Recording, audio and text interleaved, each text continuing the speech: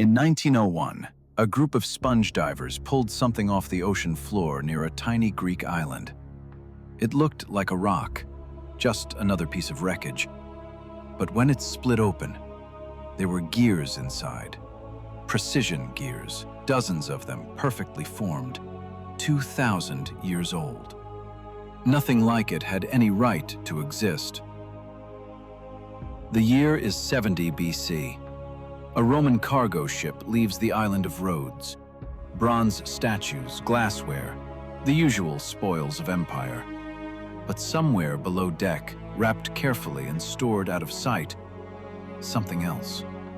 The crew had no idea what they were carrying. Most of them probably never even saw it. Rhodes, a small workshop, the air thick with the smell of hot bronze.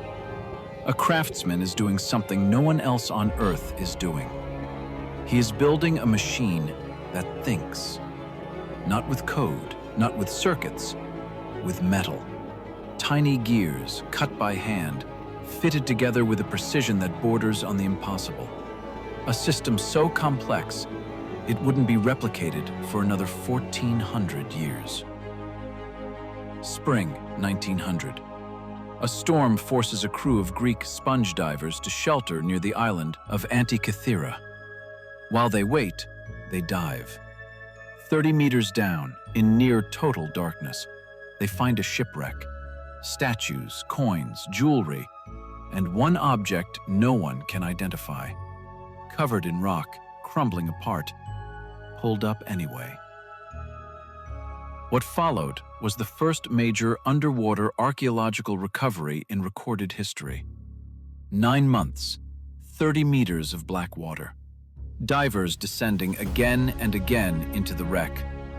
2 of them were paralyzed. 1 died. They kept going. The fragments ended up in Athens, in the National Archaeological Museum. For 2 years, nothing. Just corroded lumps of bronze sitting in storage. Then, in May 1902, an archaeologist named Valerios Steas looked closer at one of the pieces. Inside the rock, a gear. Ancient. Perfect. Impossible. At least 37 gears, possibly more. Each one cut by hand from a single sheet of bronze. The tolerances, the precision of every cut, less than a millimeter. This wasn't the work of a craftsman. This was engineering. The kind of engineering that wouldn't appear again until the mechanical clocks of 14th century Europe. It could track the sun, the moon, predict eclipses, lunar and solar, with accuracy that still impresses modern astronomers. It modeled the irregular orbit of the moon, something scientists today call the first anomaly. And it tracked the positions of at least 5 planets. All of that in a box the size of a shoebox. The next most complex mechanical device we know of from the ancient world is a water clock. Think about that. The Antikythera mechanism had more in common with a 19th century astronomical calculator than with anything else built in its own time. It was at least 1,000 years ahead of where it should have been. At least. For decades, no one could make sense of it. In the 1970s, a physicist named Derek de Sola Price spent years studying X-ray images of the fragments. His conclusion: this was an analog computer, the first one in human history. The scientific community called it impossible.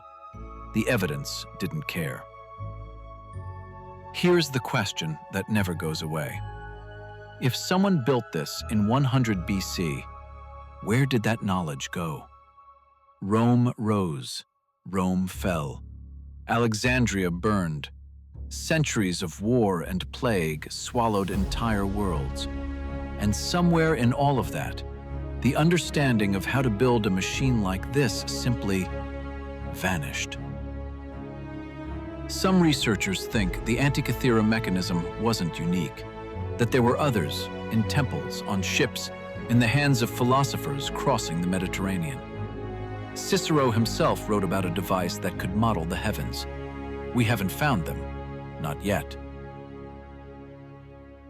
Most of the evidence points to Rhodes, the MIT of the ancient world, a place where astronomy, mathematics, and engineering weren't separate disciplines. They were one. The great Hipparchus worked here, first man to map the stars with coordinates, first to predict eclipses with mathematics. Some believe he didn't just influence the mechanism, he built it. Whoever made this needed knowledge that had no business existing in 100 BC. Advanced geometry, metalworking at a level that took centuries to develop, a deep, systematic understanding of the cosmos. This wasn't one brilliant person working alone. This was a tradition, a school, something sophisticated enough to produce this and then disappear completely. And then there are the words. Over 2,000 characters of ancient Greek engraved directly onto the mechanism itself. Instructions, descriptions, a manual for a device that functions like a computer. Researchers are still translating them. Every new line reveals something no one expected. For 2,000 years, it sat at the bottom of the sea.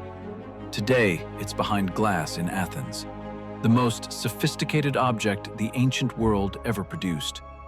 And we still don't fully understand how it was made. It wasn't just a device. It was a statement. Proof that human genius doesn't belong to any century. That 2,000 years ago, somewhere on a small Greek island, someone looked at the sky and decided to build the future. We found it, we studied it, but the civilization that created it is gone. And somewhere beneath the Mediterranean, there may be more waiting.